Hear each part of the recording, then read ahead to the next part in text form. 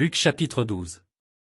Sur ces entrefaites, les gens s'étant rassemblés par milliers, au point de se fouler les uns les autres, Jésus se mit à dire à ses disciples, « Avant tout, gardez-vous du levain des pharisiens, qui est l'hypocrisie. Il n'y a rien de caché qui ne doive être découvert, ni de secret qui ne doive être connu. C'est pourquoi tout ce que vous aurez dit dans les ténèbres sera entendu dans la lumière, et ce que vous aurez dit à l'oreille dans les chambres sera prêché sur les toits. Je vous dis, à vous qui êtes mes amis, ne craignez pas ceux qui tuent le corps et qui, après cela, ne peuvent rien faire de plus. Je vous montrerai qui vous devez craindre.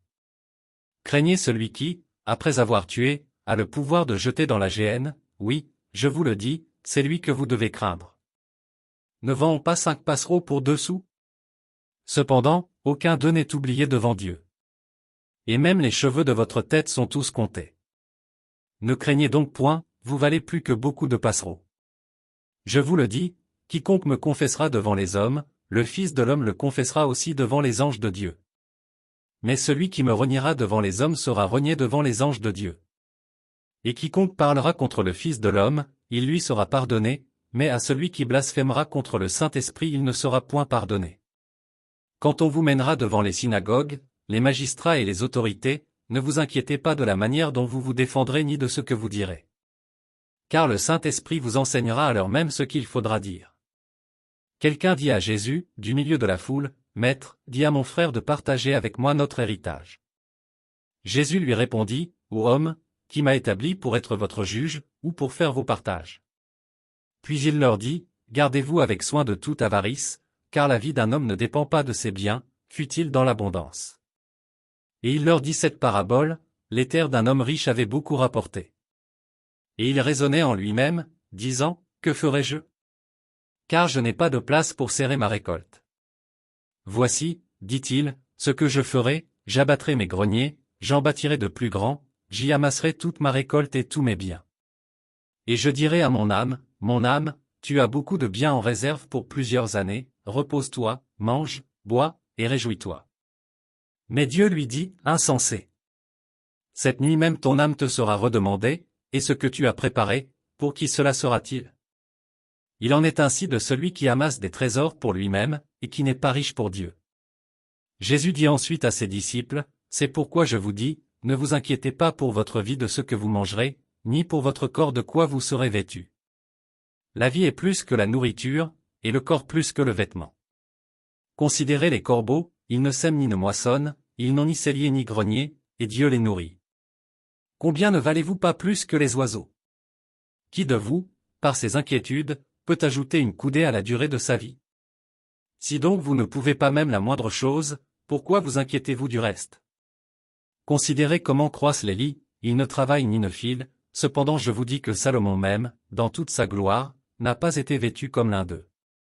Si Dieu revêt ainsi l'herbe qui est aujourd'hui dans les champs et qui demain sera jetée au four, à combien plus forte raison ne vous vêtira-t-il pas, gens de peu de foi?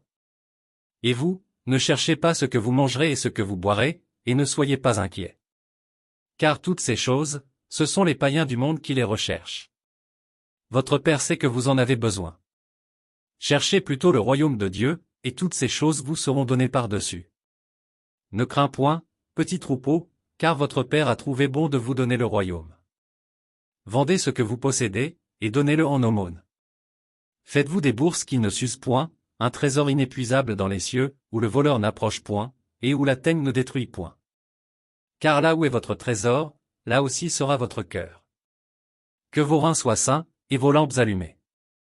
Et vous, soyez semblables à des hommes qui attendent que leur maître revienne des noces, afin de lui ouvrir dès qu'il arrivera et frappera. Heureux ces serviteurs que le maître, à son arrivée, trouvera veillant. Je vous le dis en vérité, il se scindra, les fera mettre à table, et s'approchera pour les servir.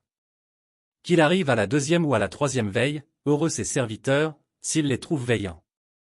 Sachez-le bien, si le maître de la maison savait à quelle heure le voleur doit venir, il veillerait et ne laisserait pas percer sa maison. Vous aussi, tenez-vous prêts, car le Fils de l'homme viendra à l'heure où vous n'y penserez pas. Pierre lui dit, « Seigneur, est-ce à nous, ou à tous, que tu adresses cette parabole? » Et le Seigneur dit, « Quel est donc l'économe fidèle et prudent que le maître établira sur ses gens, pour leur donner la nourriture au temps convenable? Heureux ce serviteur, que son maître, à son arrivée, trouvera faisant ainsi. Je vous le dis en vérité, il l'établira sur tous ses biens. Mais, si ce serviteur dit en lui-même, mon maître tarde à venir, s'il se met à battre les serviteurs et les servantes, à manger, à boire et à s'enivrer. Le maître de ce serviteur viendra le jour où il ne s'y attend pas et à l'heure qu'il ne connaît pas, il le mettra en pièces, et lui donnera sa part avec les infidèles. Le serviteur qui, ayant connu la volonté de son maître, n'a rien préparé et n'a pas agi selon sa volonté, sera battu d'un grand nombre de coups. Mais celui qui, ne l'ayant pas connu, a fait des choses dignes de châtiment, sera battu de peu de coups. On demandera beaucoup à qui l'on a beaucoup donné, et on exigera davantage de celui à qui l'on a beaucoup confié. Je suis venu jeter un feu sur la terre, et qu'ai-je à désirer, s'il est déjà allumé? Il est un baptême dont je dois être baptisé, et combien il me tarde qu'il soit accompli. Pensez-vous que je sois venu apporter la paix sur la terre? Non, vous dis-je, mais la division.